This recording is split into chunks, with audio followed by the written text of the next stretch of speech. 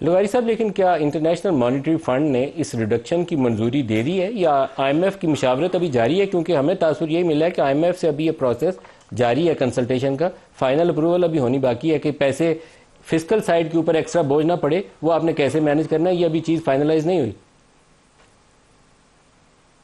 ہمارے اس تمام عمل کا فسکل سائڈ کے اوپر قطعاً کوئی بوجھ نہیں پڑے گا. یہ ہماری سیلف جنریٹڈ اماؤنٹس ہیں، اور آئی ایم ایف کے ساتھ جو ہماری ایک اگریمنٹ سائن ابھی نیر پاسٹ کے اندر ہوئی ہے، ابھی نزدیک ماضی کے اندر، یہ تمام چیزیں ہماری انہی کے اصولوں کی بنیاد کے اوپر ہیں اور اس سے باہر نہیں ہیں. اچھا، جو امریکہ نے پاکستانی امپورٹ کے اوپر انہوں نے نئے ٹیرفز عائد کیے ہیں، کوئی 29% تقریباً اضافی ٹیرفز ہماری امپورٹس کے اوپر انہوں نے لگائے ہیں. ہم ٹریڈ میں امریکہ کے ساتھ کچھ $5 ارب کے ہمارے فائدے میں.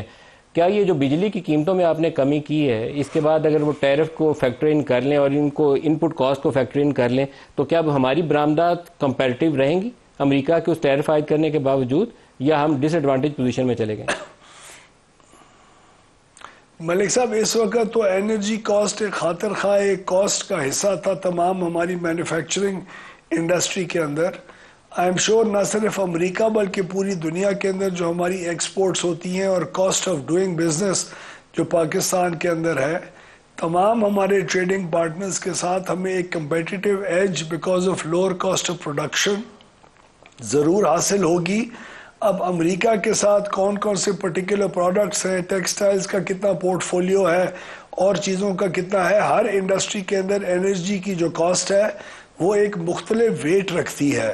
لیکن آئی ایم شور جتنا بھی ویٹ رکھتی ہے، کم رکھتی ہے، زیادہ رکھتی ہے، ہم نے تو یہ سننے میں آیا تھا کہ انڈسٹری کو انرجی کی پرائسز ایک بہت بڑا ایک آبسٹیکل ہے ان کا کمپیٹیٹیو ہونا. تو جتنا بھی وہ ویٹ رکھتی ہے، اس سے ضرور کمپیٹیٹیونیس میں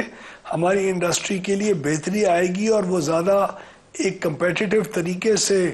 اپنی مارکیٹ کے اندر سپیس کو ریٹین کر سکیں گے انٹرنیشنلی.